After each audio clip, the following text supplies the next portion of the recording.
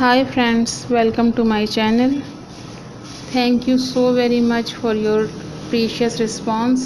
आप लोगों ने मुझे बहुत सराहा, जिसके लिए मैं आपके तहे दिल से मशकूर हूँ।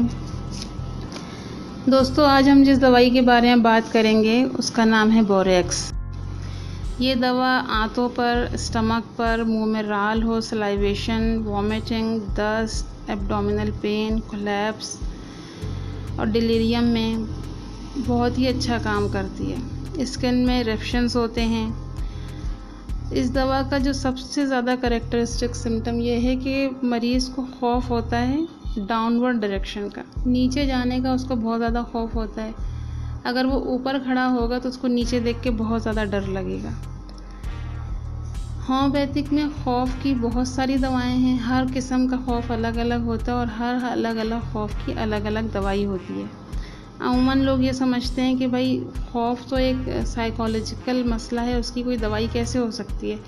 लेकिन खौफ की बहुत ही अच्छी दवाएं हैं और अक्सर लोग अपने खौफ को डिस्कस भी नहीं करते हैं। तो ये सोचते हैं कि पता नहीं हम इस डर का बताएंगे तो कोई अगला क्या करेगा। लेकिन अगर आप अपने अच्छे किसी फिजिशियन से, होम्योपैथिक फिजिशियन से अपने डर के बारे में बताएंगे तो यकीनन वो आपको हेल्प कर सकेंगे। दूसरा सिम्टम इसका ये है कि ये एपिलेप्सी में बहुत ही अच्छा काम करती है। एपिलेप्सी ऐसी डिज़ीज़ है कि जिसके लिए लोग ज़िंदगी भर दवाएं खाते हैं, लेकिन होम्योपैथिक में उसका बहुत ही अच्छा ट्रीटमेंट है। ये बात मैं अपने एक्सपीरियंस से आपको बता रही हूँ कि एपिलेप्सी के लिए अगर एलोपैथिक के साथ साथ होम्योपैथिक इलाज किया जाए तो मरीज़ के सेहतयाब होने के चांसेस बहुत ही ब्राइट हो जाते हैं। वो इस डर से निकल जाता है कि बार बार उसको फिट पड़ेगा। कहीं लोग एपिलेप्सी के पेशेंट जो हैं वो आने जाने में उनको बहुत ही प्रॉब्लम होती है, वो अकेले आ जा नहीं सकते, ड्राइविंग नहीं कर सकते, तो होम्योपैथिक में इसका बहुत ही अच्छा इलाज मौजूद है। माइंड के सिम्टम की तरफ आते हैं तो एक्सट्रीम एंजाइटी होती है पेशेंट को, बहुत ही ज़्यादा डिप्रेशन उसके चेहरे से ज़ाहिर होता है, फेयर ऑफ थंडर होता है। हेड की अलामत में अगर देखें तो उसके सर में दर्द होता है, ट्रिमलिंग ऑफ होल बॉडी होता है उसको, और उसके जो हेयर हैं वो टैंगल्ड हो जाते हैं, बार बार उलझते हैं, उसको बार बार सुलझाता है और फिर उसके उलझते बहुत ज़्यादा हैं और सुलझते बहुत देर से हैं। फिर उसकी आई के सिम्टम्स में ये होता है कि उसकी जो लैशेज़ हैं वो अंदर की तरफ मुड़ जाती हैं, जिससे उसे परेशानी होती है।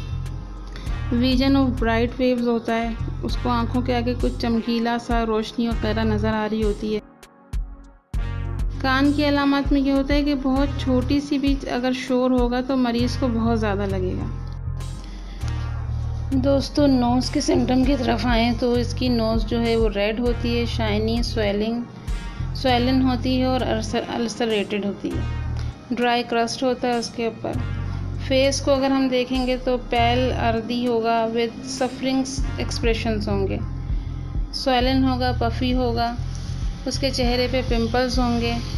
और एक इसका बहुत ही करेक्टरिस्टिक सिम्टम ये है कि उसको चेहरे पे मकड़ी के जाले तने होने का एहसास होगा।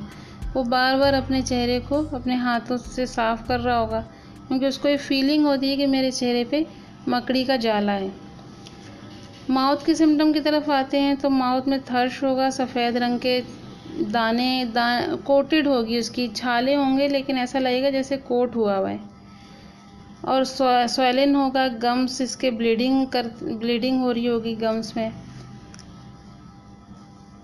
यहाँ पे मैं आपसे अपना एक एक्सपीरियंस शेयर करूँगी। मेरा छोटा बेटा जो अब 14 इयर्स का है, जब वो न्यू बॉर्न था तो उसकी जो टंग थी वो कोटेड हो गई थी, वाइट कोटेड टंग थी उसकी।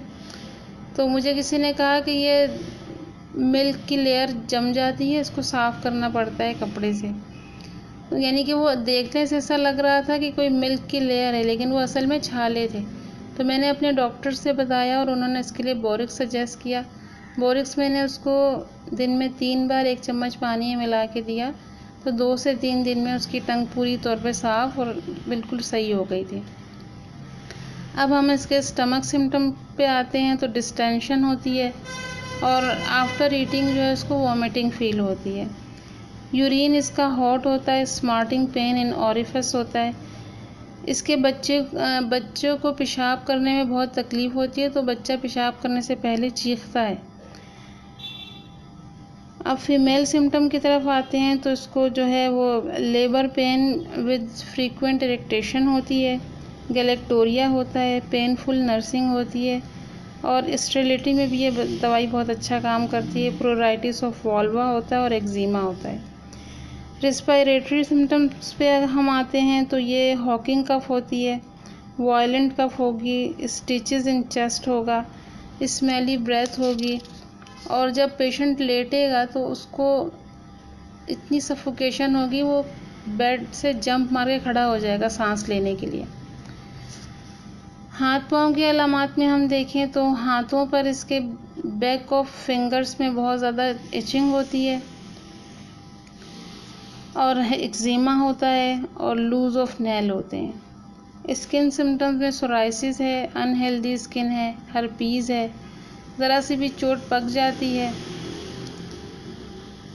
तो चलें दोस्तों, आज के लिए इतना ही। फिर मिलेंगे किसी नई वीडियो में।